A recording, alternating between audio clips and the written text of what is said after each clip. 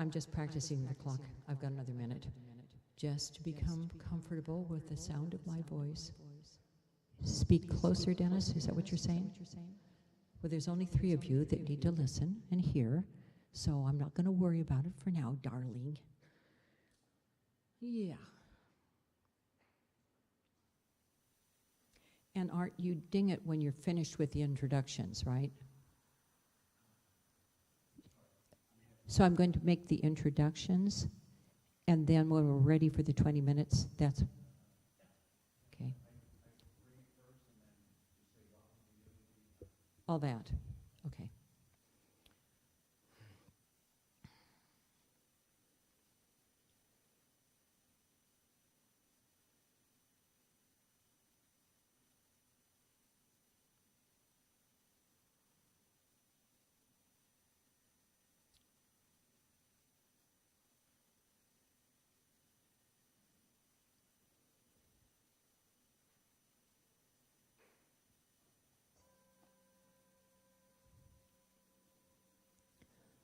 Welcome to our Unity in Moran Sunday meditation.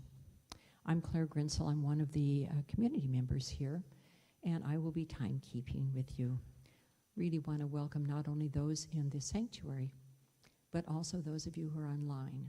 Some of you are probably serious meditators, and some of you may just be curious.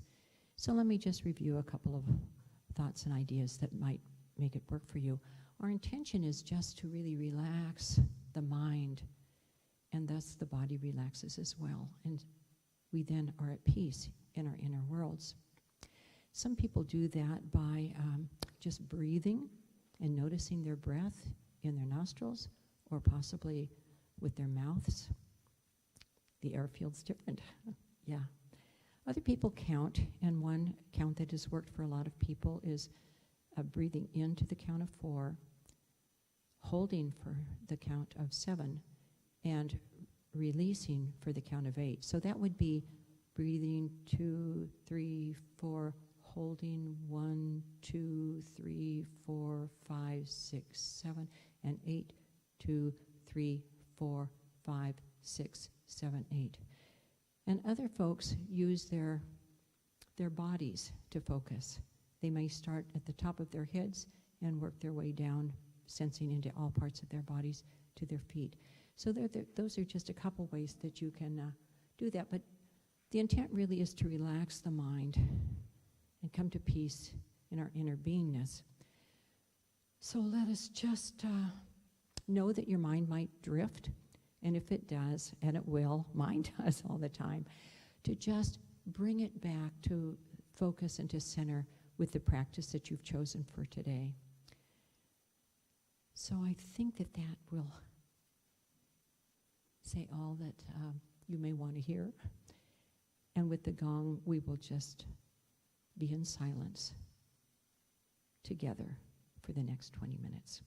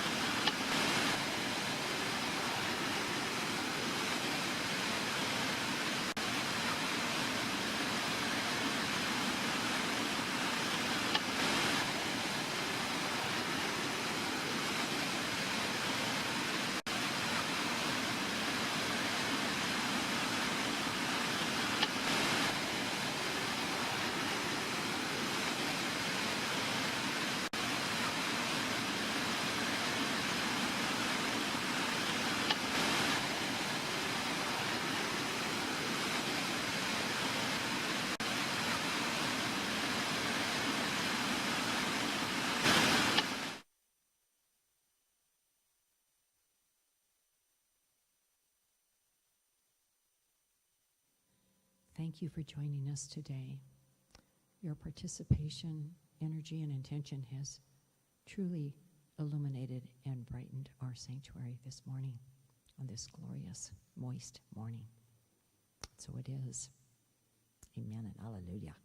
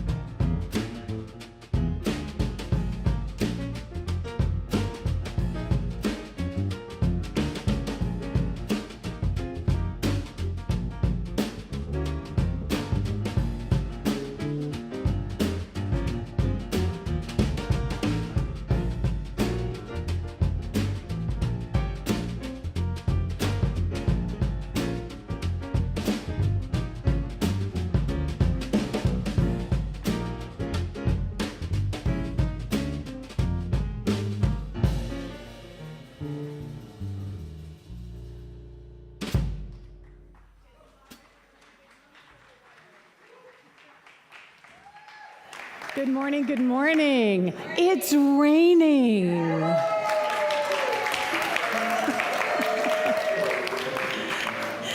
You know, in the theater world, whenever it would rain, the directors would always say to us, they would go to the lighting folks and they would say, bump all the light levels up. They would go to the musicians and say, play everything just a little bit faster. And they would say to the actors, it needs to be brighter and funnier. Because we have to counteract, right? But here, interestingly enough, in California, whenever it rains, it actually makes us happy, right? Right? Especially when it's raining the way it's raining right now. It's not overwhelming anything, right? Just taking the edge off of the heat and the dryness. So welcome everyone to Unity in Marin. I'm Rev DeeAnn Morency. I'm the senior minister here. I swear that I don't know when that's gonna get old, but it is my joy to be here with all of you. Thank you for coming out in the weather. If you're new to Unity, we are a community that is anchored and grounded in love.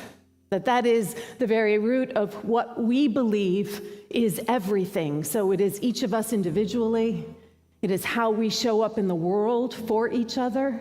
And it is our capacity to be able to know that everyone who we interact with, especially the people who might be working our last nerve, are also love itself.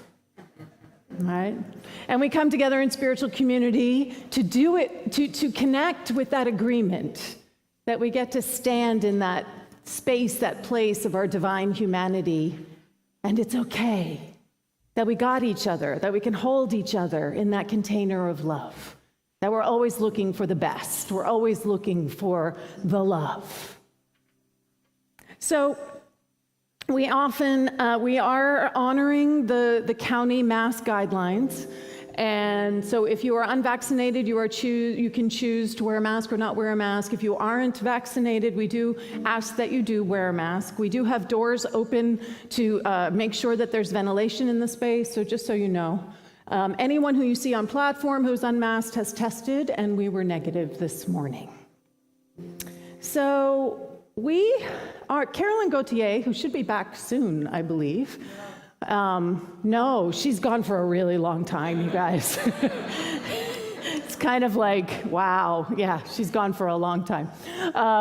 She writes songs that go with whatever the theme is that we're working on. And right now we're in the second week of our book study, which is Think Again by Adam Grant.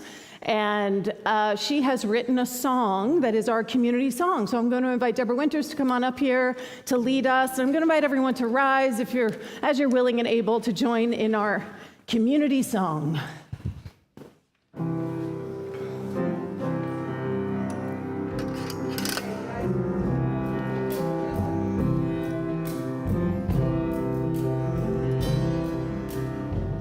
You guys feel like you know this one now?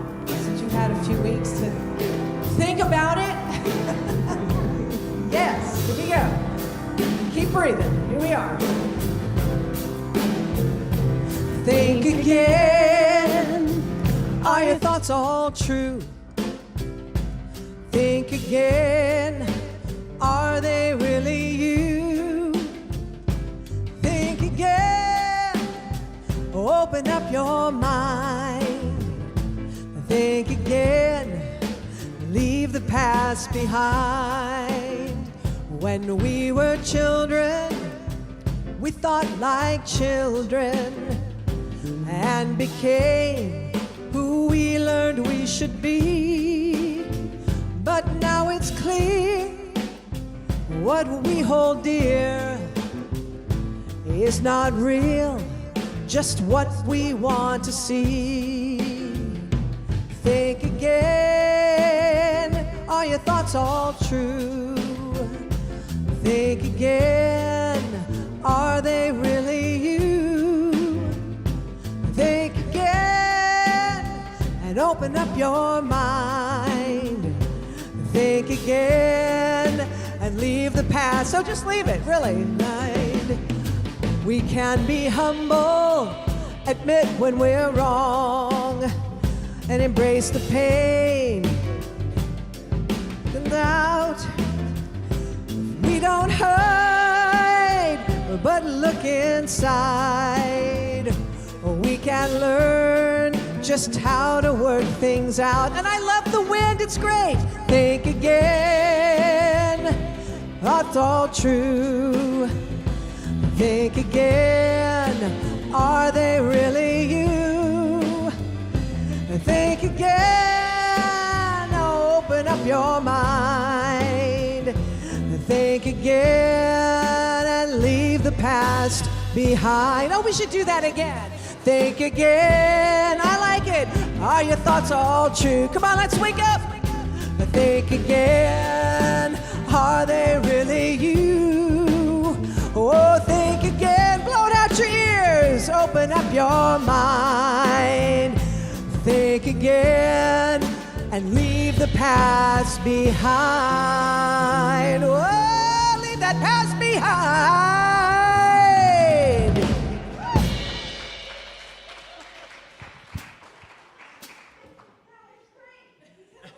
So excited. There's your folder.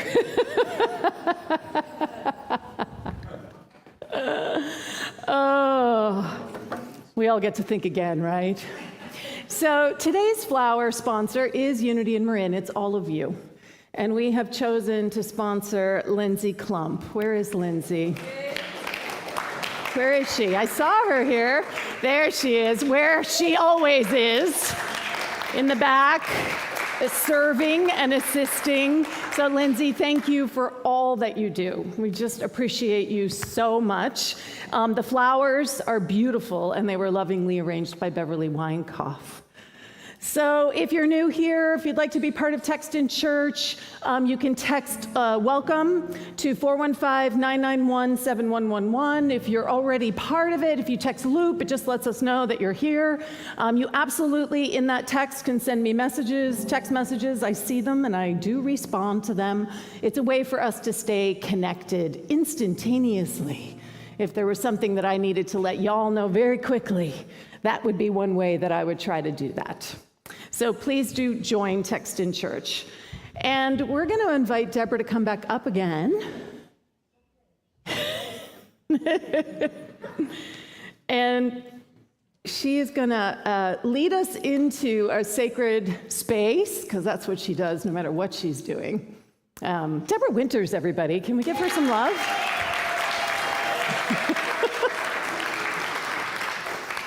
And then when that song's done, we're going to go into our opening prayer.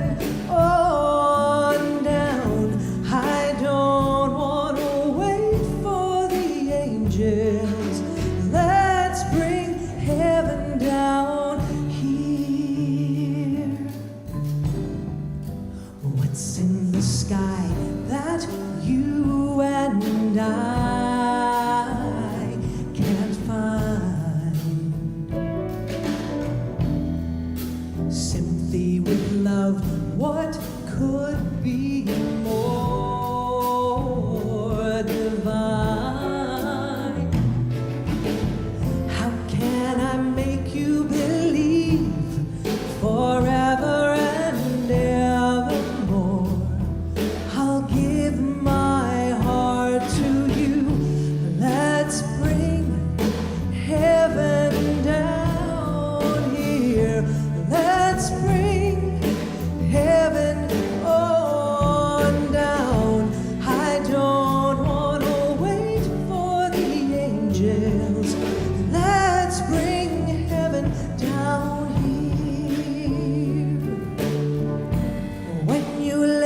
your soul down. Don't you know salvation is the warmth of my embrace? Let me feel your heart, feel the moonlight on your face, feel the space of love's embrace.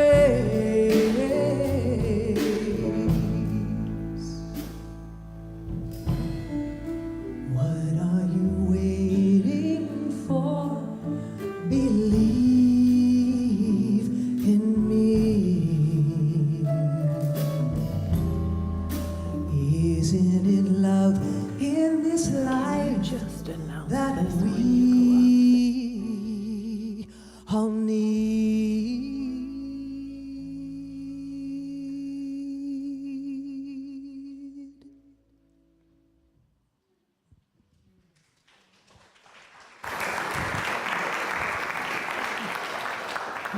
So let's bring heaven down here, right? Because what we believe in unity is that heaven is a place, a space in consciousness, and that it is available right now. Just breathe into that with me. I'm going to invite the prayer chaplains to rise, emeriti, anyone who holds consciousness on this planet. You're welcome to rise and stand and encircle this beautiful community. Wendy Miley is going to come forward with our prayer box. Just we're encircling and holding. Come on to the outer edges, so we're literally creating a circle here, right? We are anchoring this circle, and we're including all the people who are on live stream. And so we open our hearts as we quiet our minds. And we welcome the idea of heaven right here, right now, as our life, present, palpable. We breathe and we allow ourselves to be breathed simultaneously. How good it is to recognize that one power and one presence, that one life and that one love that truly is all that there is, that is revealing itself through and as everything. It is the breeze blowing through the sanctuary. It is the sense of connection within our hearts. It is the rain that is nourishing the earth. And it is our capacity to be present right here, right now, willing to be awakened to the truth of what we are, of who we are, a divinity made manifest. And from this space, this place, I bless all who are in need of comfort. I anchor in this moment healing and wholeness for all who are saying yes, every cell, every atom, every form, function of our beingness aligned with the divine wholeness that is our truth. I speak this word for any who are in need of comfort, compassion, and love, that like an anointing quiets and soothes the raw spaces of our heart. I see abundance and prosperity. I see love and connection. I know, and I invite you to agree with me right now, that whatever it is that we each carry in our hearts, that we can allow ourselves to surrender it into truth, into light, into love. And in our yes, a way is made out of seeming no way. In our yes, love is, peace is, compassion is palpably present right here and right now. And I invite us all to allow that to spill outward from this beautiful community that is Unity in Marin, to see it flowing all across this planet, just feeling that which we truly are, the living expression of that living love. And in our yes, that love is palpably present. how grateful I am for this opportunity to be still and know,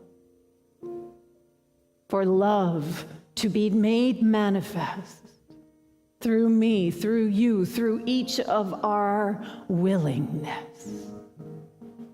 And gratitude for this and so much more, I release it all right here, right now, knowing it is done.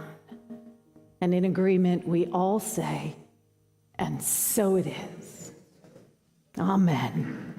Ashe. Thank you all.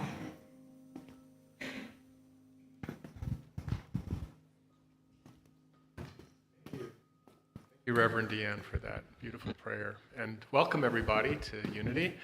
My name is Gabe Paulson. I'll be your platform assistant today. And I do have to say I'm looking straight out at the rain, and it brings a smile to my heart. I think Reverend DeeAnn said it well. And I feel like I want to thank not only whoever made the rain, but I want to thank you all for coming. We're really creatures of habit, aren't we? We do the same thing over and over. And through COVID, a lot of us have gotten habituated to being isolated or being alone or being on the internet. So I want to give a special thanks to those of you who came and you're forming these habits of connection, of getting together, and those of you online for just dialing in, because I think there's something about today that's special. Every time we gather here, you're going to feel something that you couldn't feel any other way. So thanks for making the time and being a part of this. And I also feel like this is a place of family. And what I love about family is, you all know this, you have someone and they go off to college or some adventure and they come back. And I just wanted to welcome especially Deb and Sunny, who are back. Can you raise your hands? And these are longtime returning members. And then I think that Nancy Peach, are you here? Nancy? Oh my God, yeah. They're way up there. So Nancy, and I mean, these are people, I could tell you stories. I've been here over a decade, but the point for all of us here is it's family. If you go off to an adventure, please come back, and we're so glad you're here today. So thank you for being here. Before Kim comes up and does the inspirational reading, I just wanted to take a minute here to remind us of our values, why we're here, what we believe in. And like I said, I've been here a decade, and I find every time this is a good way to get started. So one thing we are a loving family. We're a loving, inclusive community, and we're founded on prayer. And so we have many, many ways to get prayer support, and the slide up there shows that this is all online. You can always go to unityandmarin.org. You can call the number. But the main point is, whenever you feel a stirring inside, something scary, something happy, something new, something old, it's a good time to pray. And this is a good place to do it. So do connect with us. And let's say our mission. Let's say that together. So our mission is, we are a spiritual community committed to authenticity and the expression of love and living an awakened and enlightened life. And we practice connecting, growing, and serving. So let's say these two together. We connect with spirit, the community, and the world. We grow in consciousness through education, healing, and prayer. And we serve community and the world with love, joy, and a sense of adventure. All right, Kim, would you please come up and do the inspirational reading?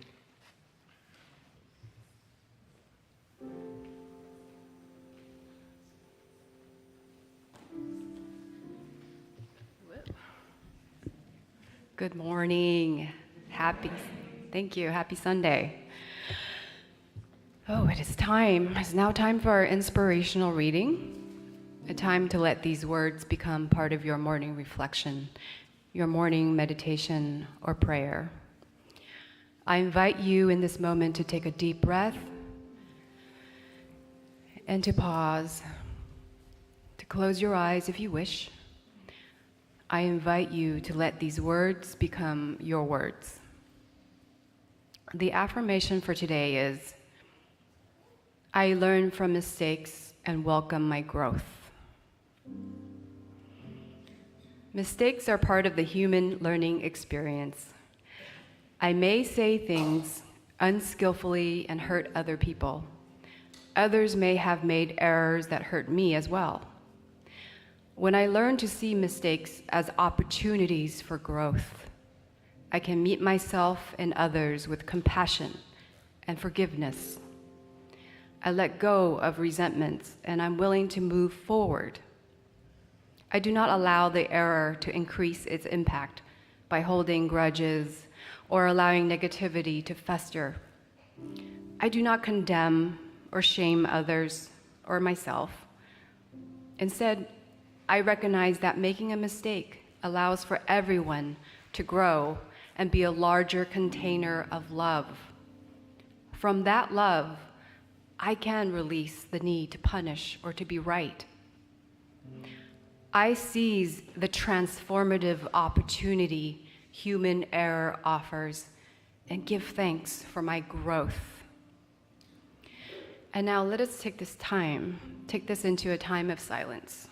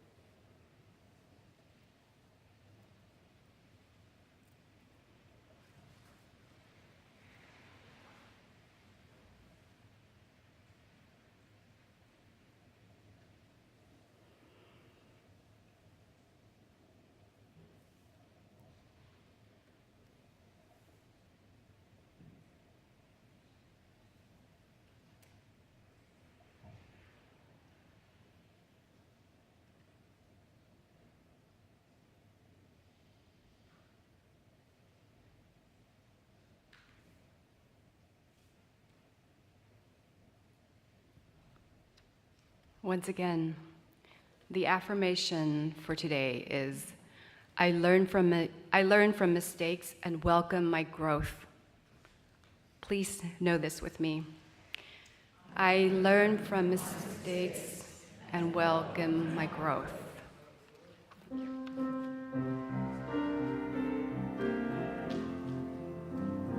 Hallelujah, hallelujah, hallelujah, hallelujah, hallelujah, hallelujah, hallelujah, hallelujah.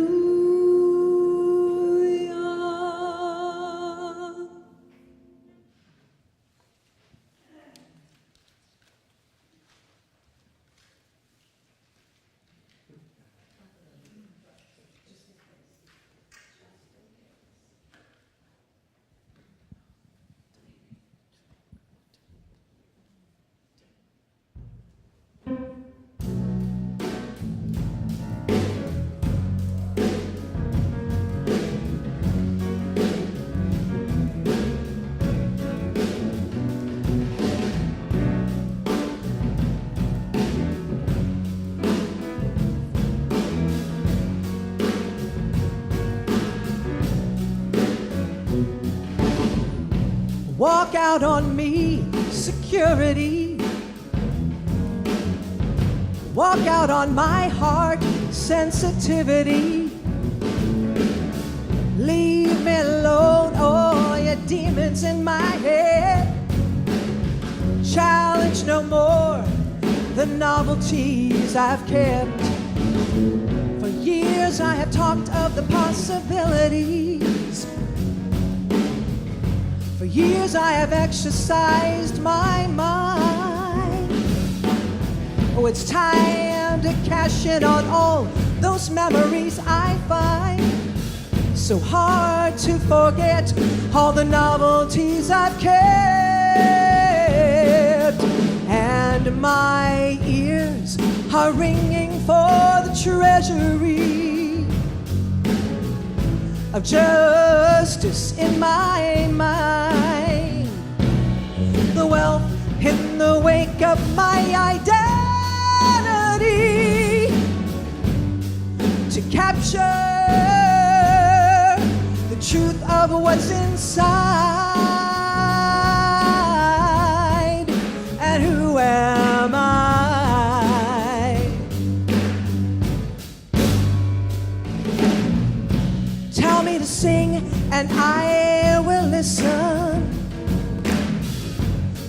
notes running through my head.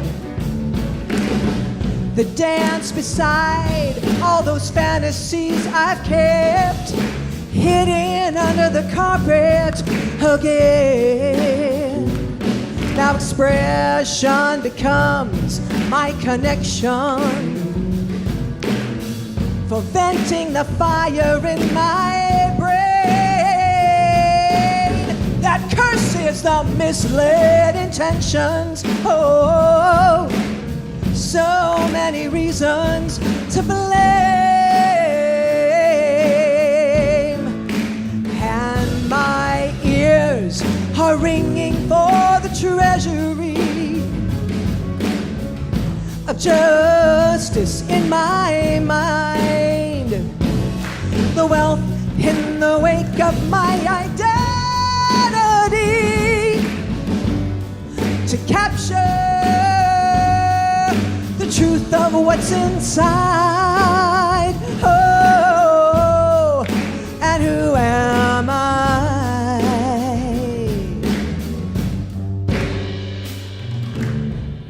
Still the questions remain unanswered to the hidden agenda in my life. Oh, it's time to lie down on that wheel of fate and ride, keeping my eyes open wide, and my ears are ringing for the treasury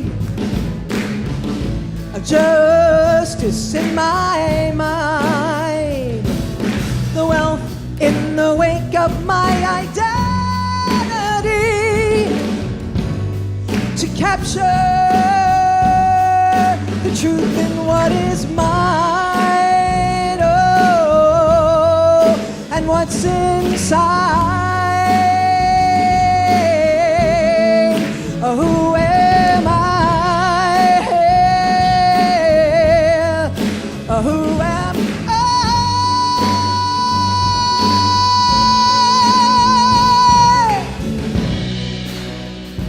Oh, who am I?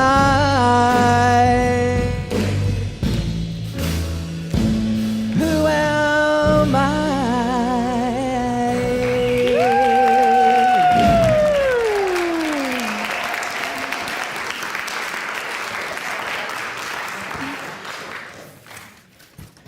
The wind really loves Deborah's music.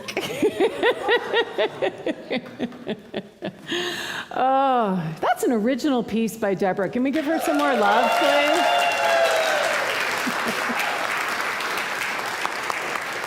So much talent, so much talent.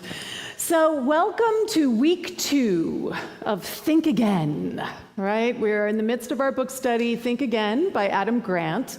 And week 2, we are looking at the joy of being wrong.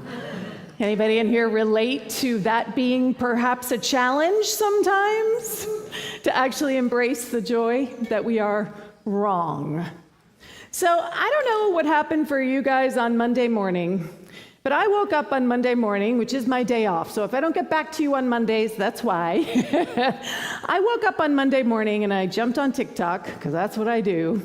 And my For You page was filled with something. And what it was filled with were responses to The Little Mermaid, right? So for those of you who don't know, Halle Bailey is playing the mermaid, Ariel, in the live-action Disney. And this was announced 3 years ago. And yet, from some of the vitriol that has been coming at her and at Disney and at other David Diggs as well, you would think that nobody knew this was going to happen, right? What I woke up to, because my For You page, I'm on the, we're going to talk about right and wrong, I'm on the right side of TikTok, right?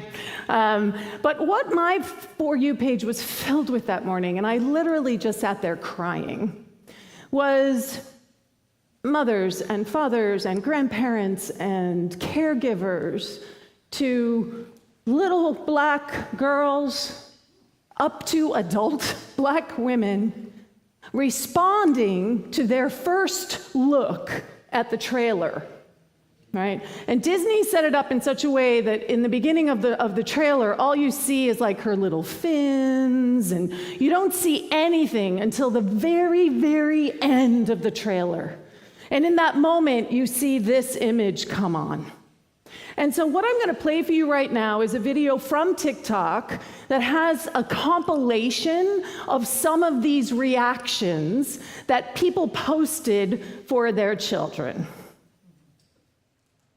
Oh, but we need the music for this. Zach, can you figure out how to make that music, the sound work on that? While he's doing that, I will fill space. But I should have told him I was doing that. He didn't have a heads up, so it's on me. I'm sorry? Was I wrong? Yes, I was wrong. Look at the joy I'm feeling right now. In front of how many people am I wrong? Are we good, Zach?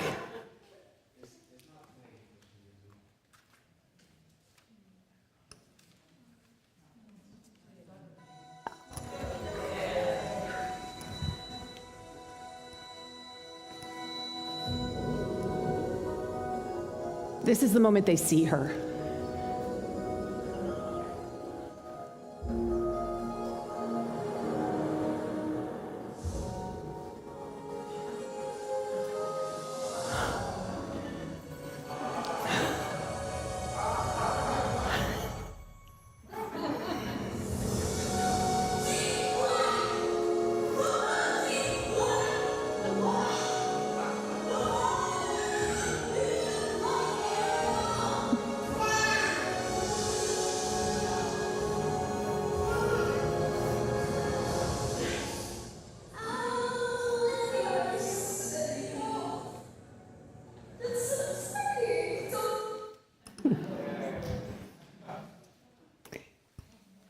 The vitriol that they've been experiencing coming at them, literally people have been saying, it's a classic.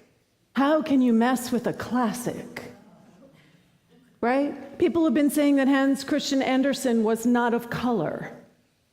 So how could The Little Mermaid, it's a mermaid, be of color? David Diggs is playing a crab, and people are upset because the crab is of color. I really want everybody to really take this in, right? This is what we're all being invited into, is rethinking things that we think are classics, rethinking the things that are so near and dear to our hearts. People are upset because they grew up with The Little Mermaid. And it's horrifying to them that the construct that they created in their mind is somehow being transformed in a way, which quite honestly, every time I watch that, it chokes me up. We need to be rethinking again on every level of our culture, but particularly when it comes to race, right? Particularly when it comes to race. And what's fascinating to me is that the people who are responding like that, in terms of that it's a classic, Hans Christian Andersen wasn't of color, right? There aren't black people in Denmark, right? I mean, all of that sort of argument, right? None of them actually approached it the way that Adam Grant is inviting us to approach things, which is scientifically, which is, let me try to gather evidence. What is actually happening? And if you do a little bit of digging around, the internet is a wonderful thing. If you do a little bit of digging around, you will discover that Hans Christian Andersen, closeted gay man, who wrote The Little Mermaid as an allegory for his own pain and suffering because he was in love with a married man. He wrote a letter to the guy and said, I love you and adore you like a woman, and we can't do this, and he sent him the manuscript for The Little Mermaid. The Little Mermaid in the original doesn't have her voice beautifully get lifted out of her, it gets ripped out of her throat. The Little Mermaid in the original, when she transforms, it's like knives in her body. Every step that she takes is like stepping on knives. That is the classic that everyone is trying to defend. Disney's version, original version, way back when, how old is that? The Ariel? I mean, it's old, right? That version of the story has somehow become the story. And here we have people rethinking, reimagining what is actually present in our world. So my invitation to all of you is, I love this quote. So I am taking, as a student, right, Cindy Acker's Getting Real with Race, and she's combining it with the book study. And this quote came from some of the supplemental reading that she sent us for the class. An open mind might be the essential ingredient to engage in a dialogue about race in America. If the gut response is to deny the existence of the problem, the conversation never happens. The answer has been marked and won't be changed. Now, in the books that we've been reading, there's a whole study in there about how when kids take tests and how they go with their first answer and they're told by all the experts, don't change your first answer because it's almost always going to be right. And yet the studies have proven what? It's actually not right. That they do much better when they change their answer when they go back through to whatever they think it might be the second time around. They're much more likely to get it right then. So where are you so fixed? Because those people out there who are sending vitriol to that beautiful, beautiful woman who's playing Ariel are stuck on an answer that is old. But they're not alone in that. We all do that. We are all doing that right now. We are all somehow stuck on something that we think is a classic, that we think is the way it's supposed to be. And the invitation in this book is to just keep opening ourselves up again and again and again and again and again. And how Adam Grant suggests that we do this is through something he calls confident humility, which I love that, right? Confident humility, where you are being invited to welcome in the vulnerability. You are being invited to release the pride, the ego, and you are being invited to focus on growth.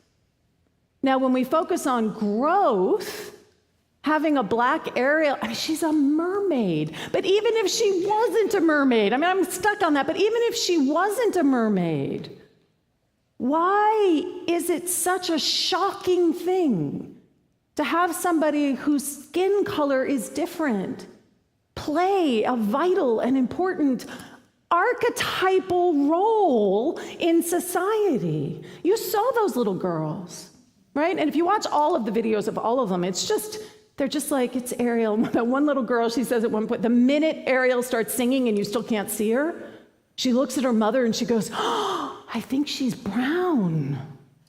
I think she's brown like me. And it's cute because they're little. So they're also saying things which I love, like, that's the real Ariel. Which I love, right? The real Ariel is brown. The real Ariel has dreads. The real Ariel, right? I mean, it's just such a beautiful thing. And we're going to talk a little bit more about this next week, how this kind of seeing someone as a rival or seeing someone comes out of a sense of lack. And we're going to talk more about this next week. So what's happening for these people who have struggled with the fact that Ariel is a black mermaid as opposed to a white mermaid. It still gets me, you guys. They feel like they're losing something. They feel like something is being taken away from them. Now, the truth of privilege is that when you have so much, you just take it for granted. You think that that is it. And then someone comes along and says, I also get a piece of this. I also have a voice at the table. I also am present here. And instead of understanding, because the spiritual principle behind all of this is that there is always more room. There's enough room for a black Ariel, there's enough room for a white Ariel, there's enough room for an Asian Ariel, there's enough room for a gay merman, right? There's enough room for all of that. When we get caught in the idea that there isn't enough, that's when we get trapped in our own fears, in our own worries, in our own story, and somebody becomes the enemy. So what we can cultivate is this idea of confident humility. And what it means is that we have to be present to ourselves. So last week we talked about the preacher, the prosecutor, and the politician, right? And I know that those may be traditionally male archetypes, but AOC would probably disagree with a lot of that, right? But what we're looking at is the mindset behind those archetypes. Right? So we're looking at the mindset, because everything we're doing with his book, I'm going to say this again and again and again, is we are taking something that has been written for a secular community, and we are looking at it as a community through a spiritual prism. So the preacher is, I am right. I am right. How many people in here have had that experience this week? I am right. How many people in here have been the prosecutor? You are wrong. And then how many people in here, and this is where my people pleasers, right? Y'all are politicians in the making, right? Are telling people what they want to hear so that they will support you. However that looks. Oh, I'll raise my hand to that, right? Right? So the goal is to just watch yourself. Watch yourself. Am I like, no, I'm right. Why are you? Like, the minute you see yourself falling into that, you're being invited to step into confident humility. Now, Adam Grant talks about the confidence sweet spot. And this is based on the idea that along one axis, you have the belief in yourself. And along the other axis, you have the belief in your tools. And we already talked about how we get very attached to our tools. Right? The firemen from the story, and how we sometimes carry them and use them even if they're not serving us, they're actually impeding us. So if you look at this chart, if you are insecure about the belief you have in yourself, and if you are also uncertain about your tools, then you find yourself experiencing debilitating doubt. If you are insecure about yourself, but you are certain about your tools, then you are obsessive in your sense of inferiority, right? Because you don't feel good about yourself, but you have the tools, and the tools are what you're going to work. If you are secure in yourself, but you are certain about your beliefs, I love this one, you are blind and arrogant. The sweet spot is being secure about yourself, but uncertain about your beliefs. So, how does that translate for a spiritual community where what we always say is that your faith is the rock upon which we stand? How do we reconcile this idea that we're supposed to, according to Adam Grant, and believe me, there's lots of things that he is also not right about, right? According to him, this idea that we want to welcome in uncertainty into our tools. There's a difference, right? Between uncertain about our tools and being uncertain about our values. They are not the same thing, right? And he goes on to talk about that we are being invited to detach our present from our past, and we are being invited to, and this is the big one, our opinions from our identity. Can we let go of our opinions, which we often say the fact is, when it actually is just our opinion about something? Remember last week I talked about the I don't have a bias, right? I know the facts are, is immediately saying I don't have a bias here. But don't you? Don't we all have a bias? Remember, we can't take ourselves out of the picture. So what happens if we actually divest our opinions from our identity?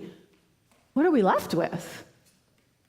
If all we have done to understand who we are is think it's about our opinions and our beliefs, then we are going to be in trouble if we're trying to shift and change. So what Adam Grant suggests is that we should, who you are should be a question of what you value, not what you believe. This, to me, is all about our spiritual principles. The values that, how I translate what he is speaking to, is the values are our spiritual principles. They are love, compassion, joy, beauty, harmony. If you live your life knowing that it is what you value in this world rather than what you believe about something, then it gives you the opportunity to see those same values in other people. Whichever side of the spectrum you might be, wherever you fall on the spectrum that is abortion, it's a tough one, right? And in that space, I bet if we could actually come together around values rather than opinions, we would find that there is a lot more common ground. There is a lot more agreement than what you would think by looking at the polarity that is going on in the world today. So we, as spiritual seekers, are being invited to step into this idea of living from our values, not from our beliefs. Because if our values are the constant, then we can shift our opinion and we don't feel as if we're somehow wishy-washy. Our foundation is still strong, but it allows us to be responsive. It allows us to actually be fully present to what is happening in the world. We don't have to shut anybody out. If we are living and breathing and moving from our values, this to me is what it means to live an awakened life. This is part of our mission vision, to live an awakened life. How do we do that? Well, for me, it begins with acknowledging what our values are. And from that place of value, we can begin to look for where those values are mirrored back at us in other people. Remember, what we look for, we will see. If we're looking for the polarity, if we're looking for the discord, guess what? That is what you are going to see. Adam Grant says this, and I really do love this: the brighter you are, the harder it can be to see your own limitations. Being good at thinking can make you worse at rethinking. Amen. Right? So, one of the traps that we fall into is that education, being educated, being intellectual, having a grasp of complex issues somehow means that we have the right answer. And what Adam Grant is inviting us into is that place of confident humility where I have belief in my values, what I value. One of my values is curiosity. That is something I value. I am always looking to live into curiosity. I am looking for others who are curious. And as I engage in curiosity, that means that I can actually change my opinion. I can actually grow. I don't take what other people tell me at face value. I do my own discovery. So I watched on TikTok a woman who went into the Hans Christian Andersen and the whole gay thing and the whole thing, and I was like, that's so cool. And then I thought, I got to be a scientist about this.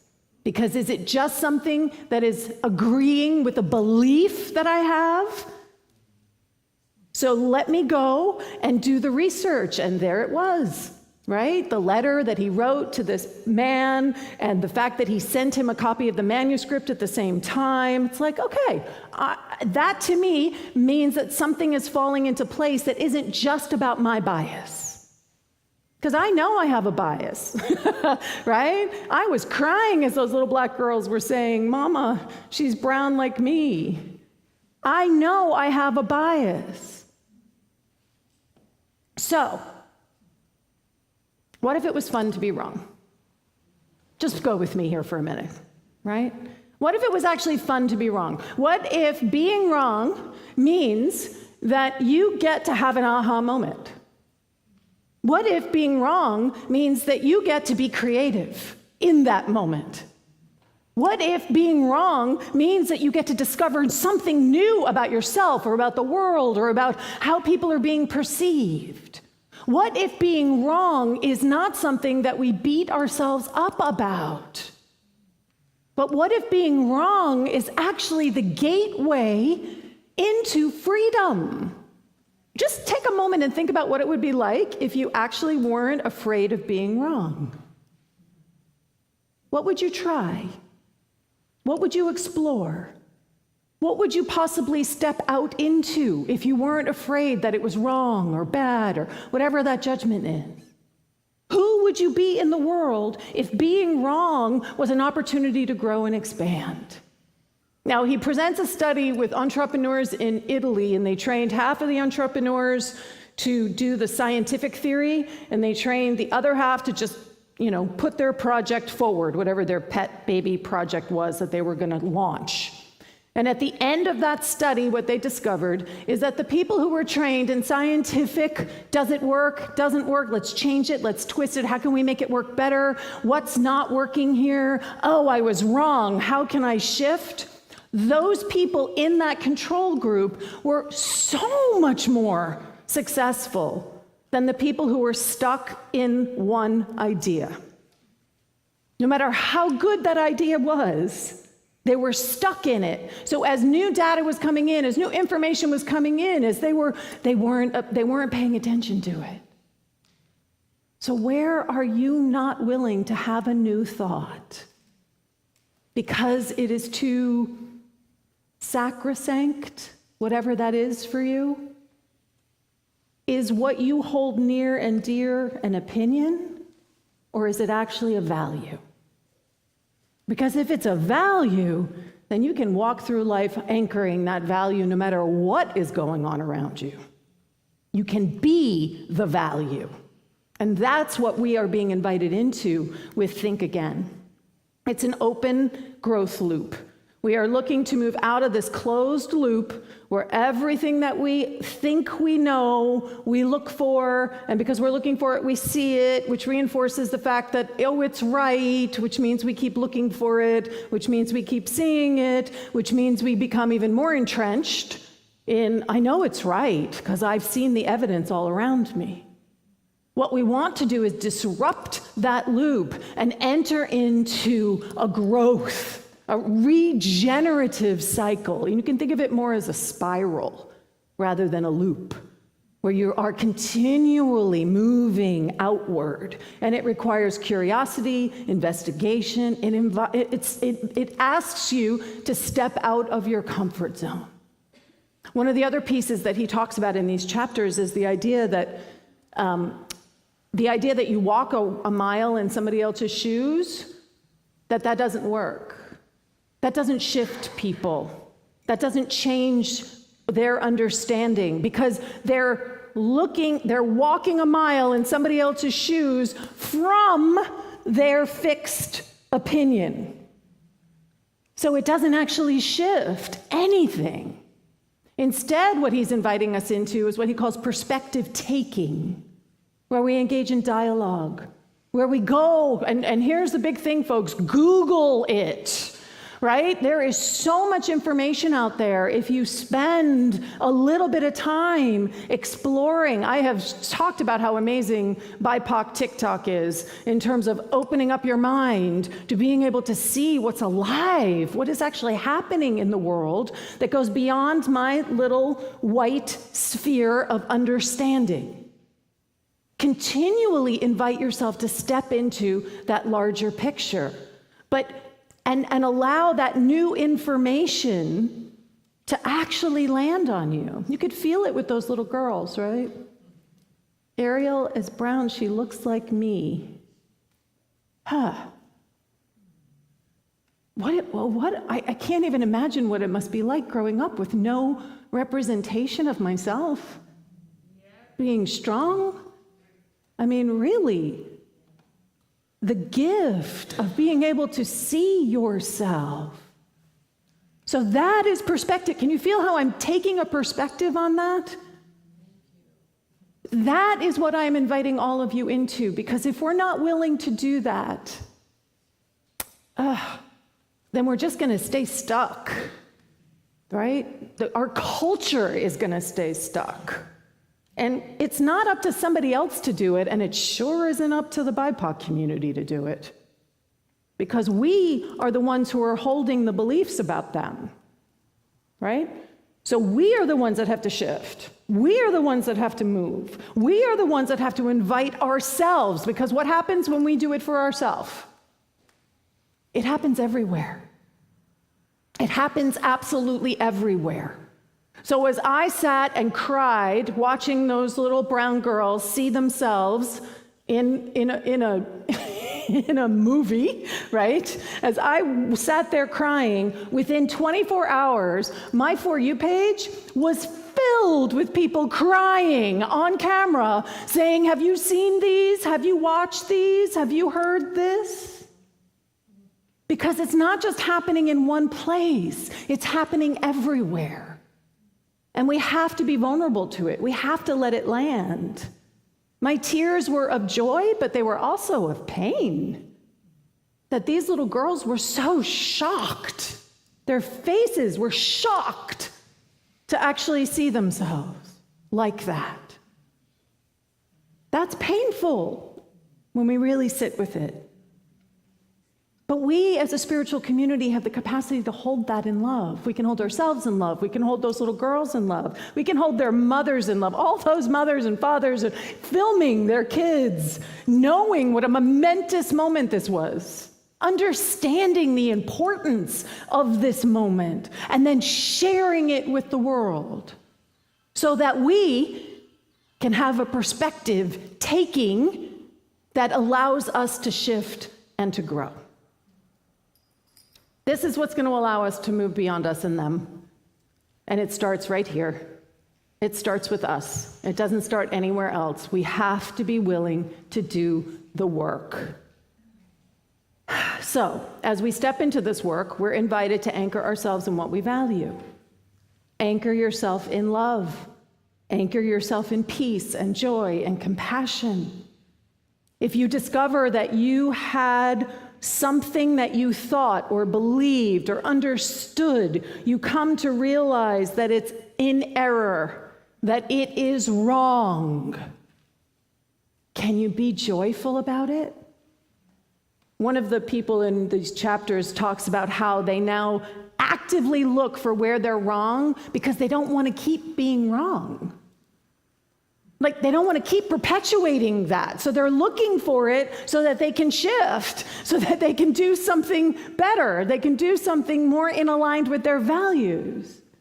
So rather than getting fixated on what we did wrong, we use it to grow and to evolve.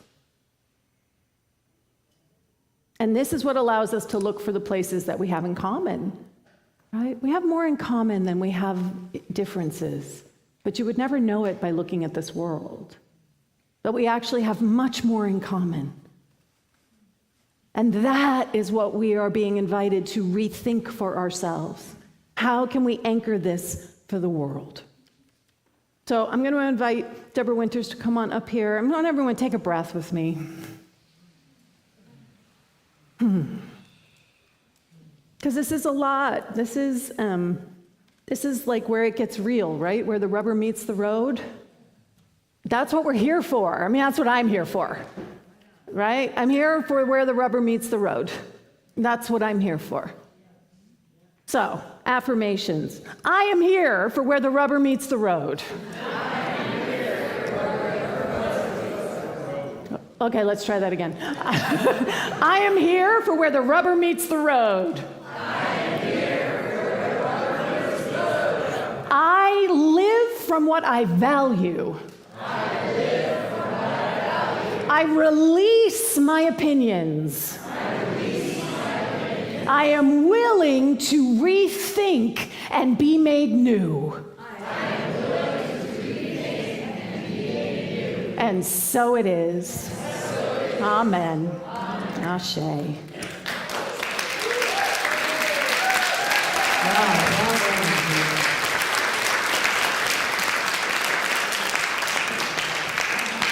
That was fabulous. Woo, flexibility. It feels good to be wrong. It feels good when you admit when you're wrong, doesn't it? I mean, that's what I was thinking. I don't know. It's like, yeah, we need to go on. I don't need to tell anymore.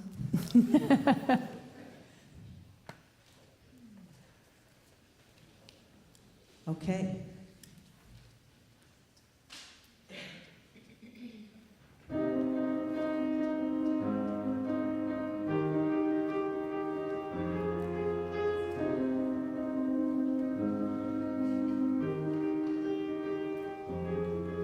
Hold it all together, everybody needs you strong.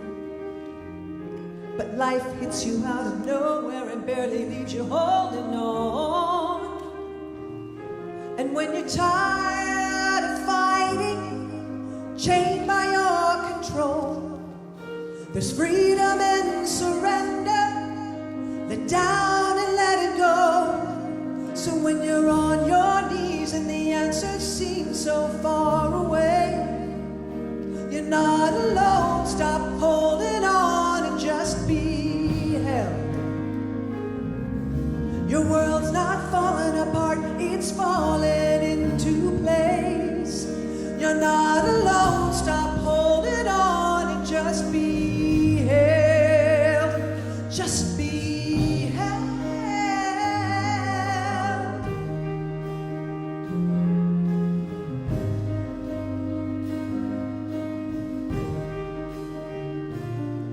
If your eyes are on the past, feeling stuck about what lies ahead, look inside, there is a source. Think again, you have a choice. Listen to that voice. And not a tear is wasted. In time you'll understand. You can release the ashes. Your life is in God's hands. So when you're on your knees and the answers seem so far away, you're not alone. Stop holding on and just be held. Your world's not falling apart, it's falling into place. You're not alone. Stop holding on and just be held. Just be.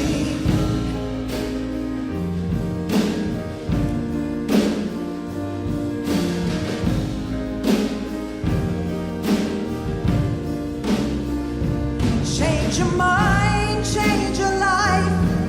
In the storm is where you'll find all the values of your heart can pull you through.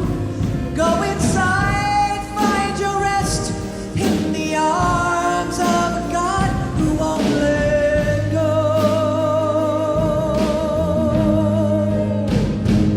So when you're on your knees and the answers seem so far away, you're not alone. Stop holding on and just be held. Your world's not falling apart, it's falling into place. You're not alone. Stop holding on and just be held. Just be held. Just be held. Just be held. Now your world's not falling apart. You're not alone. And just be held. Just be held.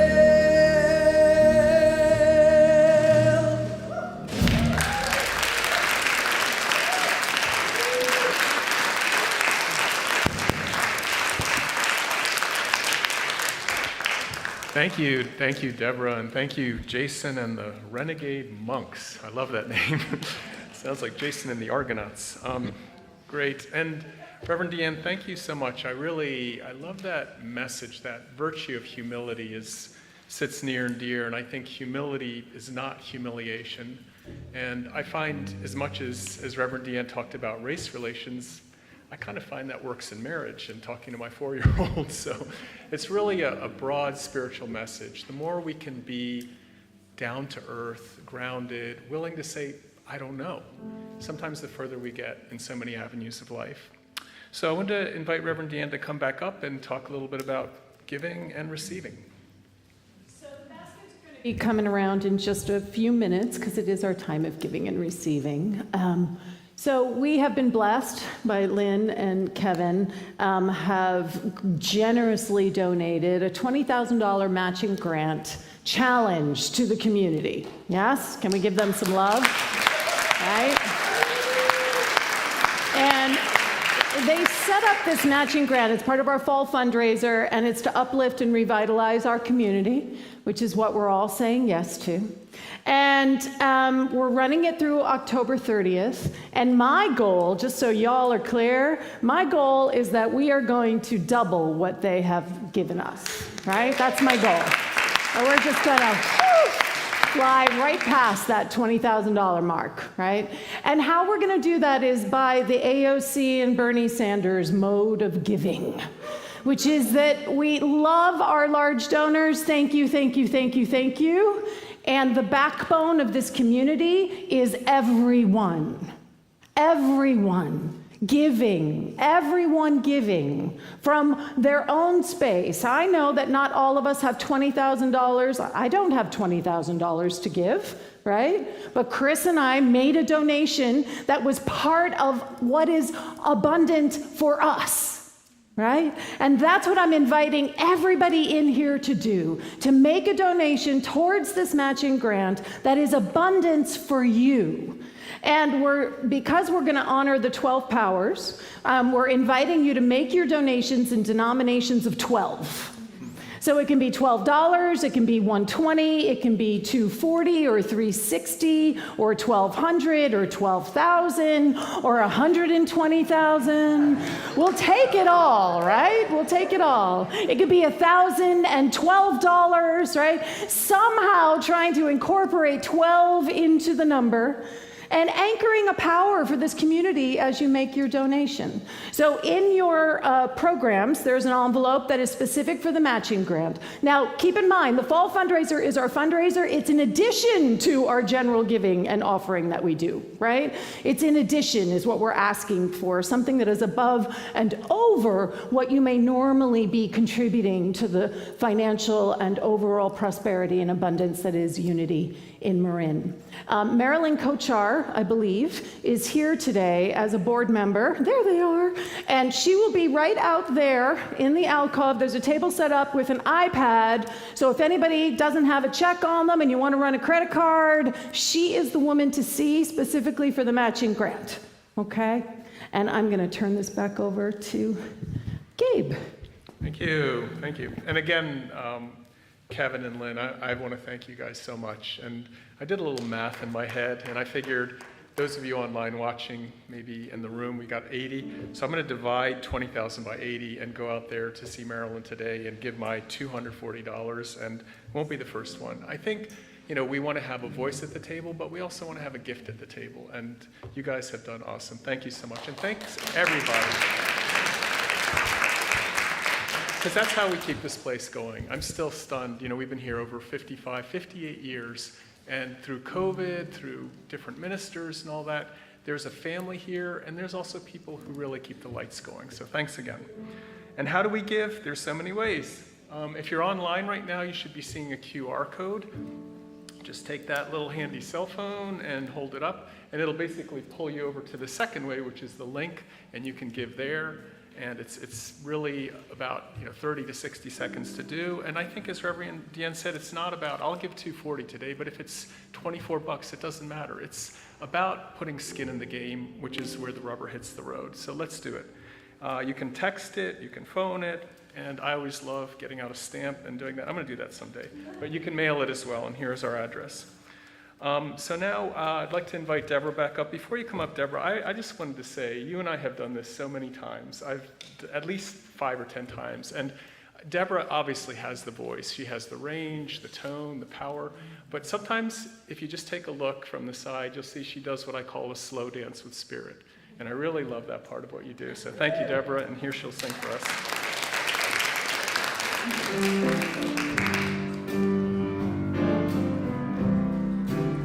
Just as we give, so we receive. Richly we live in one golden weave. There is nothing that we can lack. We give from love, and love is in that. Just as we give, so we receive. Richly we live in one golden weave.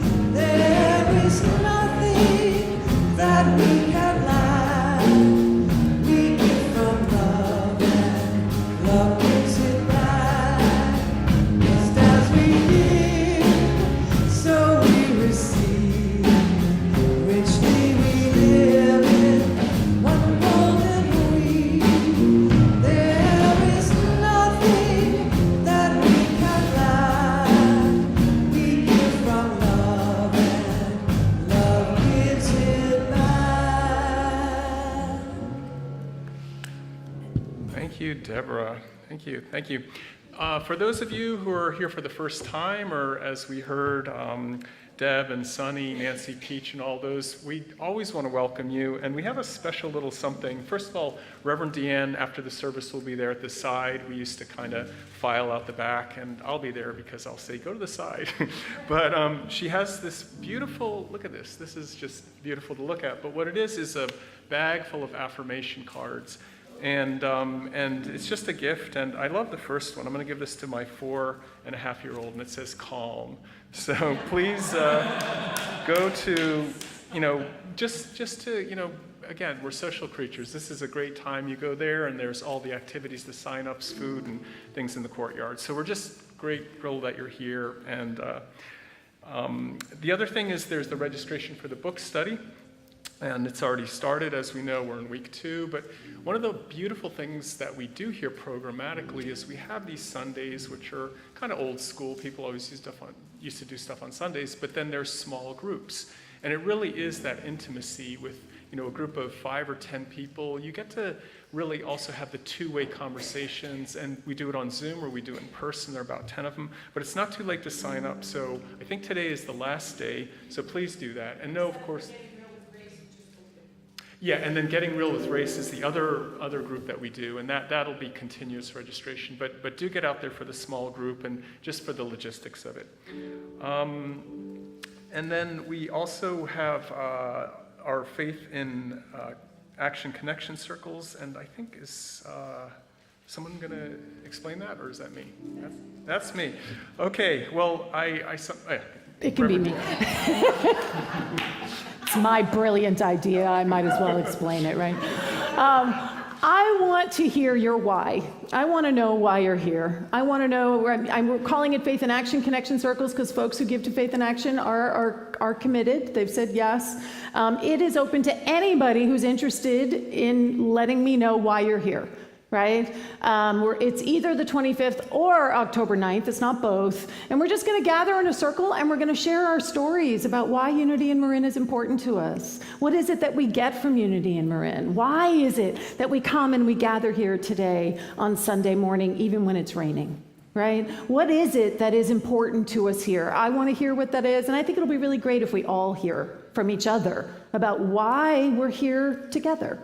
So I'm calling it Understanding Our Why. So please do. There are sign-up sheets in the lobby. There are sign-up sheets in the courtyard. You can also register for this online as well, and you can totally just drop in. Right? Totally can drop in. Oh, and I think I'm the next one too. And then the affirmative prayer. Yes. So World Day of Prayer, I had a number of people tell me how much they loved sort of the affirmative prayer process that I was sharing that Linda Martellowitz and I have been developing out of Unity's historical model. We've created what I call affirmative prayer for the 21st century. So she and I are teaching this through Unity Worldwide Headquarters, through Silent Unity. Linda, myself, and Tracy Riley, who's one of the managers at Silent Unity, are going to be offering this. It's 4 Tuesdays starting on October 4th through the 25th. It's regularly $225 or $250, but if you use the link that's on our website, you get a discounted rate of $180. And it's 5 to 6:30 Pacific time. It's all virtual. So you can watch it from anywhere. You can participate from anywhere. Great. Thank you, Reverend DeeAnn. And would Tom Brown come on up? I think he has a beautiful plan, a program, and Tom is the ball of energy I haven't seen for a while. Tom, please.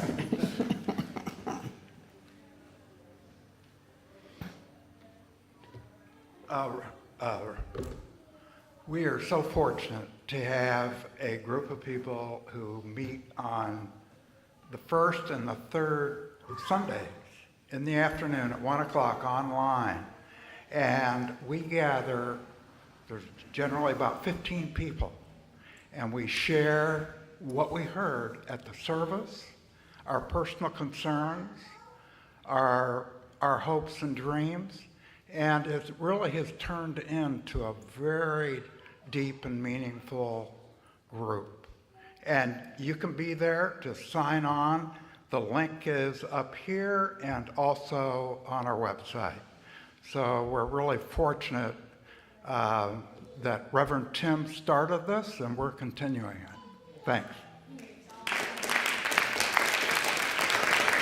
Thank you, Tom. How many of you know Karen Drucker or her music? Yay, yeah, she's great. How many of you here know Deborah Winters or her music? She's great. What would happen if we put those two together? Whoa! So that is actually happening October 12th, and Wednesday it's the concert courtyard series, weather dependent. If it's like today, we'll do it inside, rock the house, or outside. Really looking forward to it. I'm going to try to make it up here. So just one of those, another incredible program we're doing. And by the way, the next slide is, if you want to see any of this stuff, I'm kind of pretty much a fifth wheel. I'm basically the talking website. Just go up and scan this code. It'll take you, all the programs, Getting Real with Race, the music, Reverend DeeAnn's programs, it's there. And those of you online, it's a really good way to connect. And please, if you're online, come in sometime. It's just, I just felt sitting in the sanctuary here, there's this extra chemistry you get by being in person in this sacred space. Would the chaplains please rise? We saw them get up earlier before. These wonderful prayer angels who are really a core of our prayer consciousness. And as we said, we're an open and inclusive community. We let ourselves think a lot of things, but we do come back to prayer. We really stand for connecting to spirit and connecting to each other. So if you have any concerns, please approach one of these people. They've been trained. They're just loving, unconditional, and I'm going to just do that after I give my check. So thank you, prayer chaplains. And the rest of you, please rise with the chaplains, and let's let our kids come in and do a blessing for the youth and family and our children. Reverend DeeAnn. Come on up here, you guys. Oh, Burke's got that balloon. Hi.